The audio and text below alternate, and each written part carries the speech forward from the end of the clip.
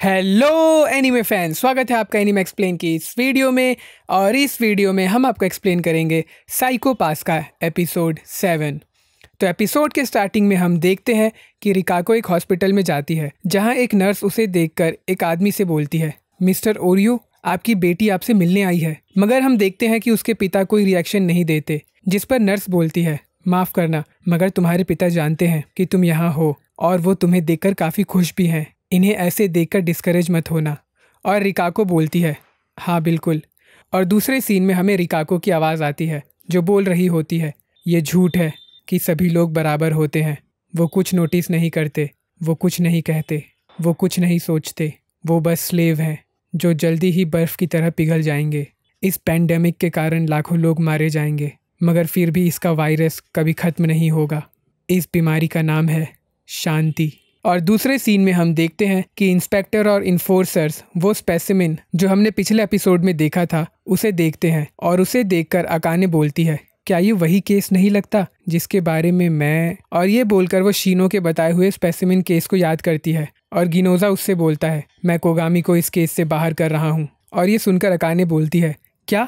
और वो आगे बोलता है, मैं किसी ऐसे को इन्वॉल्व नहीं करना चाहता जो अपने इमोशंस के साथ केस पर काम करे। और अकाने बोलती है, मगर हमें अभी तक ये पता नहीं है कि ये स्पेसिमिन आखिर कनेक्टेड हैं भी या नहीं। और ये बोलकर वो अपने मुंह पर हाथ रख लेती है। और कोगामी बोलता है, ठीक है मैं जा रहा हूँ। और ये बोलकर वो वहाँ से चला जाता है। और उसके जाने के बाद गिनोजा अकाने से बोलता है, इंस्पेक्टर सुमोरी, ऐसा लगता है कि तुम अभी के सर्कमस्टेंस के बारे में जानती हो। कोगामी पर नज़र रखना कि वो कुछ बेवकूफ़ी भरा ना कर दे, और इस केस में तुम्हारी यही जॉब है।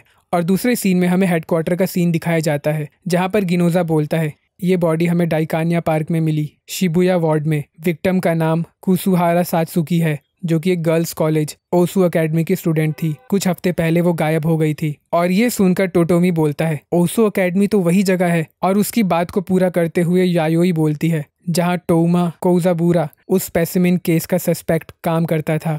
और वो आगे बोलती है, बॉडी को किसी स्पेशल तरह के केमिकल में डुबाया गया था, जिससे टिश्यू प्लास्टिक के फॉर्म में कन्वर्ट हो गए। और एनालिसिस के बाद पता चला है कि ये वही सेम केमिकल है जो 3 साल पहले यूज हुआ था। ऐसा लगता है इस केस और स्पेसिमिन केस में सस्पेक्ट एक ही है। और ये सुनकर टोटोमी बोलता है, 3 साल बाद वो किलर फिर से आ गया। और कागारी बोलता है, गिनो, क्या को इस केस से दूर रखना सही में ठीक होगा। वो स्पेसिमिन केस को इन्वेस्टिगेट कर रहा था, शायद उसे कोई नया सुराग मिल जाए। जिस पर गिनोजा बोलता है, मैंने उसकी रिपोर्ट पढ़ी है, उसका कोई सॉलिड प्रूफ नहीं है। और दूसरे सीन में हम देखते हैं कि कोगामी एक रोबोट से फाइट कर रहा होता है और अकाने उसे देख रही होती है। और फाइट के दौरान वो रोबोट को डैमेज कर देता है। और तभी अकाने बोलती है, रुक जाओ। और तभी वो डिवाइस को चेक करते हुए बोलती है, तुम हाईएस्ट डिफिकल्टी लेवल पर थे, क्या तुम सच में कोई इंसान हो भी कोगामी। जिस पर कोगामी बोलता है, बिल्कुल, मेरा मतलब है कि मुझे चित्त करने के लिए बस एक पैरालाइजर ही काफ़ी था।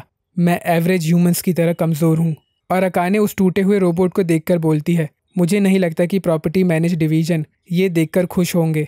जिस पर कोगामी बोलता है, ये मेरी गलती नहीं है कि उन्होंने इन्हें इतना कमज़ोर बनाया। और अकाने उसकी बॉडी को घूरने लगती है। और ये देखकर कोगामी पूछता है, क्या तुम्हें कुछ कहना है।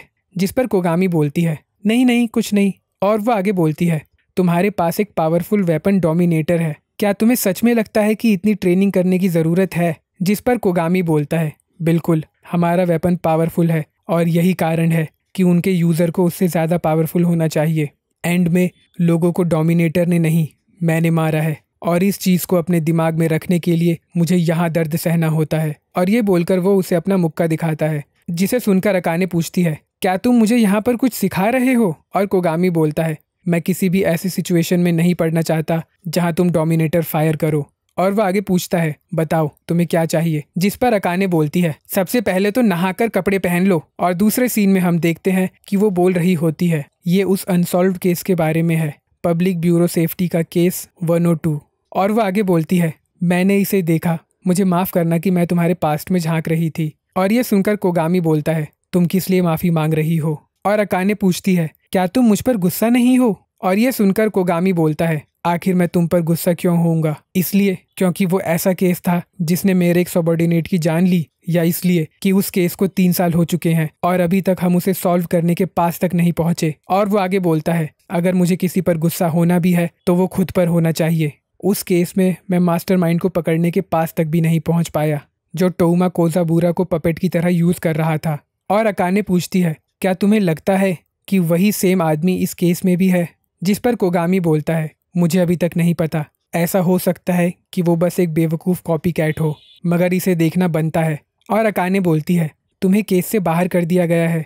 जिस पर कोगामी बोलता है, कोई बात नहीं, मैं नहीं चाहता कि गिनोज़ा किसी मुसीबत में पड़े। और ये सुनकर अकाने पूछती है, तुम कहना क्या चाहते हो? जिस पर कोगामी बोलता है, मैं बोल रहा हूँ कि चीज़ों को हैंडल करने के कई रास्ते होते हैं। हम ऐसे सिचुएशन क्रिएट करेंगे जिससे वो हमें केस पर वापस लेने के लिए मजबूर हो जाए। और ये सुनकर अकाने पूछती है, ऐसा हो सकता है? जिस पर कोगामी बोलता है, बस तुम देखती जाओ।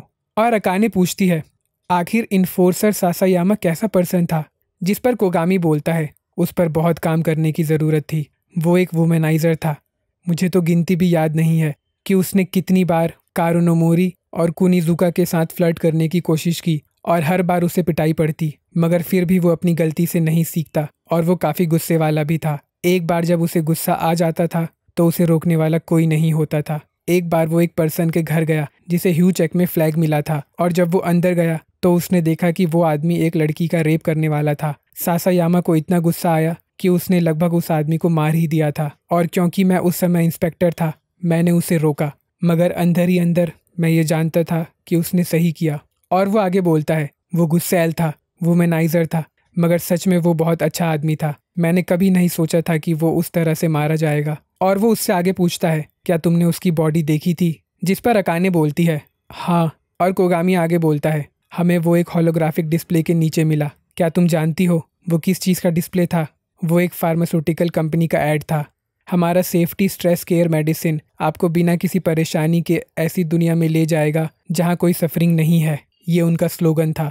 एनालिसिस से पता चला कि सासायामा के स्पेसिमिन बनने से पहले वो जिंदा था, और उसके जिंदा रहते ही उसके हाथ और पैर काटे गए।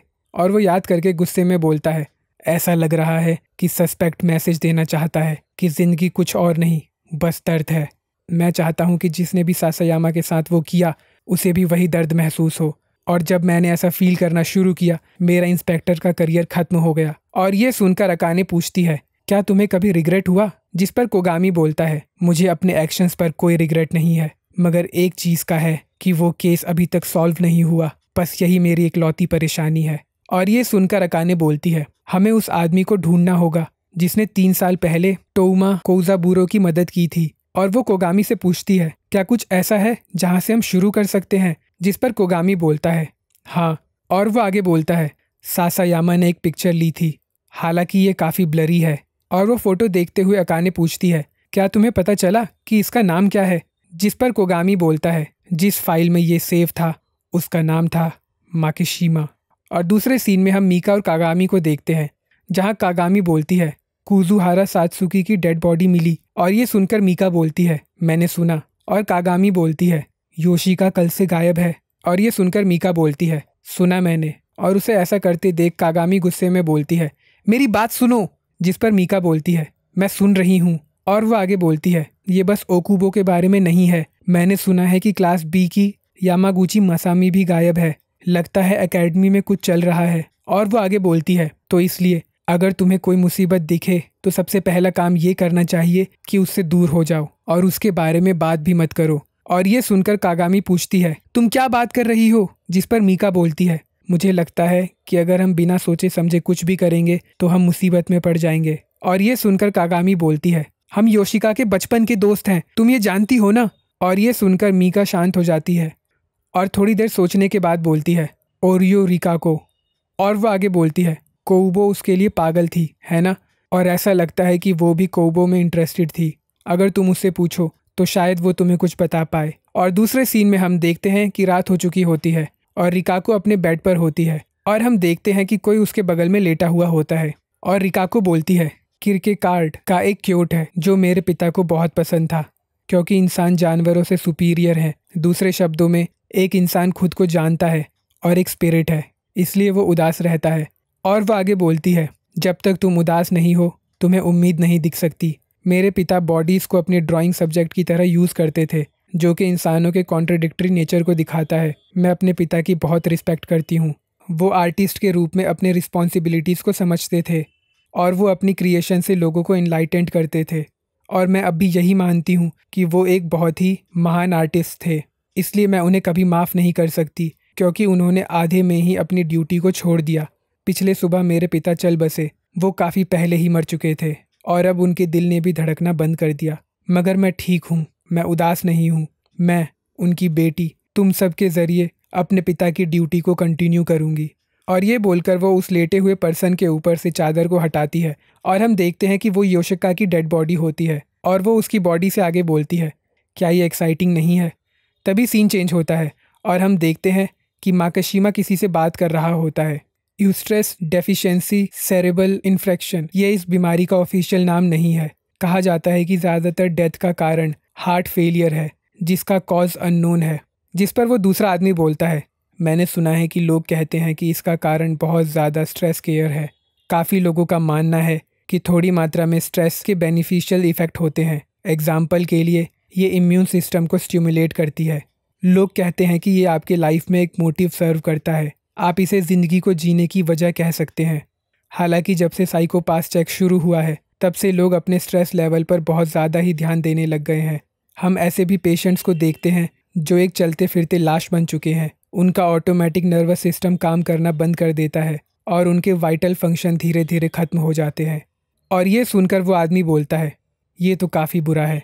इंसान खुद की इस हद तक परवाह करने लगे हैं कि वो लिविंग बीइंग की तरह एक्ट भी नहीं कर रहे हैं। और माकाशिमा बोलता है, और हमारा मेडिकल सिस्टम जितना ज़्यादा एडवांस हो रहा है, उतनी ही एक इंसान की लाइफ स्पैन घटती जा रही है। हालांकि ये डेटा कभी पब्लिक में नहीं आता। और ये सुनकर वो आदमी बोलता है, ये कोई सरप्राइजिंग बात नहीं है। आज के समय में हर वो चीज़ जो जीने का कारण हुआ करती थी, ख़त्म हो चुकी है। कोई भी इस बारे में बात नहीं करना चाहता कि आखिर ज़िंदगी का मतलब क्या है। और माकाशिमा बोलता है, ओरियो रिकाको के फादर, जिनके बारे में मैंने आपसे पहले कहा था, उन्हें भी स्ट्रेस डेफिशिएंसी थी। ओरियो रोइची, अपने समय में वो एक बहुत ही पॉपुलर इलस्ट्रेटर थे। क्या आपने उनके बारे में सुना है? जिस पर वो पर्सन बोलता है, मुझे आर्ट की दुनिया के बारे में कुछ ज़्यादा पता नहीं है। और माकाशिमा आगे बोलता है, उनमें लड़कियों की बॉडी को यूज़ करके क्रूअल और खतरनाक नाइटमेयर बनाने का टैलेंट था। हालांकि वो खुद एक मोरलिस्टिक पर्सन थे। रुइची के केस में उनकी आइडियोलॉजी अलग थी। उनके अकॉर्डिंग क्रुएलिटी से अवेयर होने से, जो कि इंसान के दिल के गहराई में छुपा हुआ है, उससे इंसान के कॉमन सेंस की एबिलिटी बढ़ती है। वो मानते थे कि उनके क्रिएशन लोगों को इनलाइटेंट करेंगे। और वो पर्सन बोलता है, जैसे तुम बोल रहे हो, उससे ये सुन के लगता है कि वो आदमी कोई संत था। और माकाशिमा आगे बोलता है, साइकोपाथ असेसमेंट के फैलने से उसने अपना वो रोल छोड़ दिया जो उसने शुरू किया था। और वो आगे बोलता है, लोगों को अब खुद को रोकने की कोई ज़रूरत नहीं है। अब अपने मेंटल हेल्थ को मशीन असेसमेंट के ज़रिए मेंटेन कर सकते हैं। मैंने सुना कि रुइची ने इस टेक्नोलॉजी को वेलकम किया, जिसका रिजल्ट ये हुआ कि उसका मिशन ख़त्म हो गया, जो उसके जीने की वजह थी। और ये सुनकर वो पर्सन बोलता है, मैं हैरान हूँ। मुझे लगा सभी आर्टिस्ट एक जैसे होते हैं, जिन्हें नाम और पैसे की परवाह होती है। और माकाशिमा बोलता है, उनके खुद के अंदर ही कॉन्फ्लिक्ट चल रहे थे, मगर उसे सॉल्व करने के लिए उन्होंने हर तरह का स्ट्रेस केयर मेथड यूज़ किया। उनकी बेटी रिकाको ने मुझे बताया कि वो उस पर डिपेंड हो गए थे। आप इसे एक तरह का एडिक्शन बोल सकते हैं। और ये सुनकर वो पर्सन बोलता है, और उसके बाद वो एक चलते फिरते लाश बन गए, जो अपने आप बेड से उठ भी नहीं सकता है। और माकाशिमा बोलता है, वो अपने पिता से इतना प्यार करती है कि मुझे पता है वो ये नहीं भूल पाएगी कि किस तरह से उसके पिता उससे छीन लिए गए। ओरियो रुइची 2 बार मारे गए, पहले उनका टैलेंट साइंस और टेक्नोलॉजी के ज़रिए, और उनका सोल सोसाइटी के ज़रिए। और ये सुनकर वो आदमी हैरानी से बोलता है, तुम कह रहे हो कि वो लड़की ये सारे क्राइम बस अपने पिता के बदले के लिए कर रही है? जिस पर माकाशिमा बोलता है, मैं ये नहीं जानता। मैं उम्मीद करता हूँ कि वो रिवेंज लेने से ज़्यादा कुछ और मीनिंग ढूंढ सके। और दूसरे सीन में हम देखते हैं कि रिकाको एक सूटकेस में योशिका की बॉडी को लेकर जा रही होती है, और वो स्कूल में ही एक सीक्रेट जगह पर पहुंचती है, जहां पर गूसंग उसका इंतज़ार कर रहा होता है। और वो उससे बोलता है, ये तो काफ़ी तेज़ था। और रिकाको बोलती है, आखिर मिस्टर माकाशिमा ने एकेडमी के अंदर इस जगह को कैसे ढूंढा? जिस पर गूसंग बोलता है, लगता है कि ये एक जनरेटर रूम था, मगर जब एकेडमी रिनोवेट हुई तो ये ब्लूप्रिंट से गायब हो गया। कितनी लापरवाही हो रही है। और रिकाको पूछती है, वो केमिकल्स कहाँ हैं? जिस पर गूसंग केमिकल की तरफ इशारा करते हुए बोलता है, वहाँ पर। और वो आगे बोलता है, मैं डिलीवरी का काम नहीं करता हूँ, मगर इसकी पेमेंट काफ़ी कमाल की है। और ऊपर से मुझे तुम जैसी क्यूट लड़की की मदद करने का मौका मिला तो मैं कंप्लेंट नहीं कर सकता। और रिकाको केमिकल को एक टैंक में डालते हुए बोलती है, आखिर मिस्टर माकाशिमा को ऐसी चीज़ें कहाँ से मिलती हैं? जिस पर गूसंग बोलता है, उन्होंने बताया था कि इसे किसी ने छोड़ दिया था। मैं नहीं जानता कि इसे किसने बनाया और मैं जानना भी नहीं चाहता। और वह आगे बोलता है, उसे लगा होगा कि वो माकाशिमा को देने में काफ़ी ज़्यादा इंटरेस्टिंग होगा बजाय इसके कि वो पेटेंट करवाए या इसे बेचे। और रिकाको बोलती है, ऐसा लगता है कि वो जीनियस लोगों को अपनी तरफ अट्रैक्ट करते हैं और तुम उनमें से एक हो, है ना गूसंग? जिस पर गूसंग बोलता है, मैं नहीं जानता कि इस पर मैं क्या बोलूँ, मगर जब मैं उनके साथ होता हूँ तो मुझे ऐसा लगता है कि मैं अपने बचपन को जी रहा हूँ। मैं सोचता हूँ कि आखिर हम क्या कर सकते हैं जिससे सोसाइटी हिल जाए। और रिकाको योशिका की बॉडी वाले सूटकेस को खींचते हुए बोलती है, मैं इस फीलिंग को समझती हूँ, हाँ।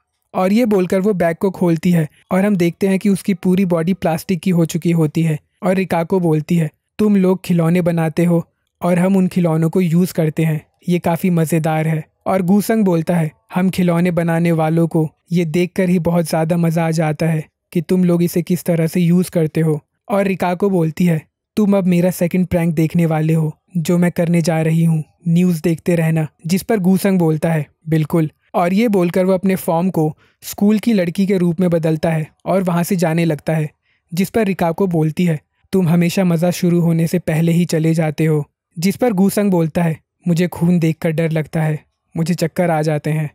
और दूसरे सीन में हम देखते हैं कि इंस्पेक्टर और इन्फोर्सर्स रिकाको की सेकंड विक्टिम को देख रहे होते हैं और गिनोजा बोलता है, ये सेकंड है। जिस पर यायोई बोलती है, अगर ये काम टोउमा कुजाबुरो का है तो इसे मिलाकर 6 हुए। और दूसरे सीन में हम देखते हैं कि रिकाको पेंटिंग कर रही होती है और वहाँ पर कागामी आती है, जिसे देखकर रिकाको पूछती है, तुम्हें मुझसे क्या जानना है कागामी? जिस पर कागामी बोलती है, ये योशिका के बारे में है, पिछले 3 दिन से वो स्कूल से गायब है। और ये सुनकर रिकाको पूछती है, तुम उसके लिए वरीड हो क्योंकि तुम उसकी दोस्त हो? जिस पर कोगामी बोलती है, हम बचपन से दोस्त हैं। और ये बोलकर वो उसके पास आती है और वो देखती है कि रिकाको योशिका की पेंटिंग कर रही है जिसकी बॉडी पर काफ़ी सारे कट लगे हुए हैं। और ये देखकर वो हैरान रह जाती है और रिकाको बोलती है, लड़कियों के बीच की फ्रेंडशिप काफ़ी कमाल की होती है, मुझे लगता है कि ये काफ़ी एक्साइटिंग है। और वो आगे बोलती है, तुम्हें नहीं लगता ये मेरे योशिका एग्जीबिशन के लिए भी बहुत अच्छा होगा? और ये बोलकर वो कागामी को किसी चीज़ से बेहोश कर देती है।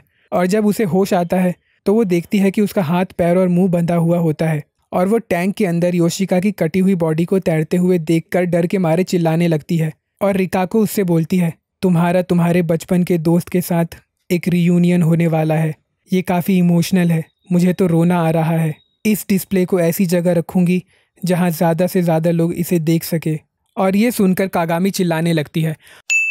और यही खत्म होता है ये एपिसोड। आई होप आपको वीडियो अच्छा लगा। आपको वीडियो अच्छा लगा तो आप इस वीडियो को लाइक कर सकते हैं, इस चैनल को सब्सक्राइब कर सकते हैं और इसे शेयर कर सकते हैं।